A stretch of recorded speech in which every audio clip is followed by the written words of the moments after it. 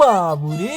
আচ্ছা ভাই, এই লোকাল ট্রেন জিনিসটা কি জানো? এটা হলো দুনিয়ার একমাত্র জায়গা যেখানে আপনি টিকিট কাটলে প্যাসেঞ্জার, আর যদি টিকিট না কাটেন তাহলে আপনি হয়ে যাবেন অলিম্পিকের অ্যাথলিট। লোকাল ট্রেনে উঠতে গেলে বডি লাগে না, লাগে লজেন্সের মতন চ্যাপ্টা হওয়ার ক্ষমতা। এখানে আপনি ঘামেন বেশি কিন্তু ওজন কমে না, উল্টে অন্যের ঘাম মেখে আপনার ওজন আরো 2 কেজি বেড়ে যায়। এই ট্রেনে একটা অদ্ভুত ধরনের প্রজাতি আছে, সেটা কি জানো? তারা হচ্ছে দ্য গেট কিপার।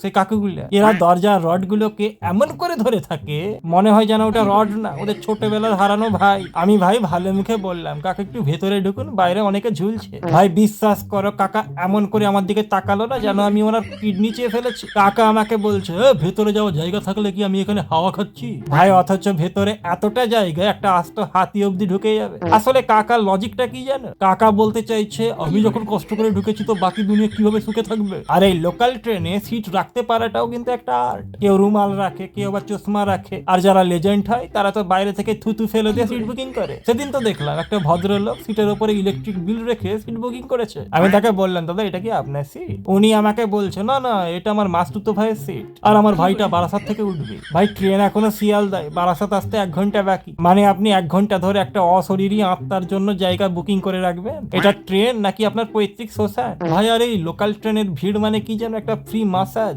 ভাই আপনি না চাইলেও 4-5 থেকে 4 জন আপনাকে এমন চাপ দেবে না, আপনার শরীরের হাড়ের ডিস্কগুলো অটোমেটিক সোজা হয়ে যাবে। আর এক পাশে তো কাকিমার মাছের ব্যাগ, যেখান থেকে মাছের লেজ বেরিয়ে আমার গালে সুসুড়ি দিচ্ছে, আর এক পাশে এক দাদা মোবাইল দেখছে। আর ওই দাদার হাতের কোনোই আমার ঠিক সেই জায়গায় যেখানে চাপ দিলে মানুষের কিডনি স্টোনও গলে যাবে। আমি দাদাকে বললাম, দাদা লাগছে তো? আর খানা খাই উনি নির্লজ্জের মতন আমাকে বলছে, দাদা মানিয়ে নিন, এটাই লাইফ। ভাই এটা লাইফ না, এটা একটা জ্যান্ত মানুষের আচার বানানো হচ্ছে। আর ট্রেনে দেখবেন এক ধরনের লোক থাকে যারা হেডফোন চেনে না, হেডফোন বুঝেও না কি জিনিস ওটা। তাই ট্রেনের ইঞ্জিনের আওয়াজকে পাল্লা দেওয়ার জন্য খামা খাই ফোনের ভলিউমকে ফুল করে দিয়ে মুভি দেখে। আর ওই বগিতে থাকার লোকজনরা ঠিকই বুঝে যায় ওই মুভিতে হিরো ভিলেনকে কখন মারছে আর কখন হিরোইনটা কান্নাকাটি করছে। আমি তো একদিন পাশে বসে থাকা একজনকে বলেই ফেললাম, দাদা আপনি ভলিউমটা কমান, না হলে মুভির যে ক্লাইম্যাক্স সেটা আমাকে বলে দেবেন, আমি পরের স্টেশনে নেমে যাচ্ছি। আর সবচেয়ে মজার সিনটা কখন হয় জানো? যখন কেউ নামতে চায় কিন্তু সাইড পাই না। একটা কাকু আর একটা কাকুকে বলছে, দাদা নামবেন? কাকু তখন বলছেন, না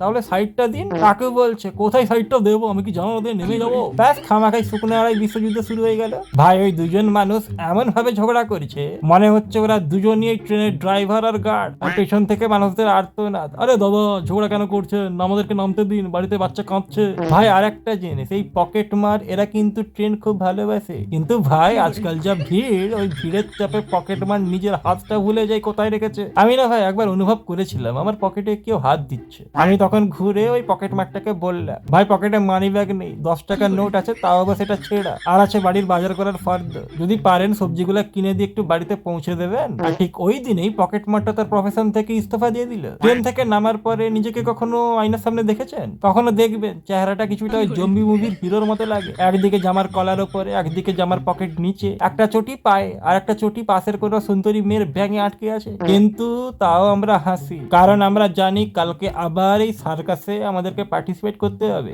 এই লোকাল ট্রেন আমাদেরকে কি শেখাই জানো? জীবনে যাই হয়ে যাক না কেন, ধাক্কা খেয়েও হাসি মুখে দাঁড়াতে হয়। ভাই পরের বার যখন ভিড় দেখবেন তাহলে ভয় পাবেন না, লম্বা একটা নিঃশ্বাস নিন যদি অক্সিজেন থাকে, আর মনে মনে একটা জিনিসই বলবেন, এ জওয়ানি হে দেওয়ানি, আর এই ট্রেনটাই আমার রাজধানী।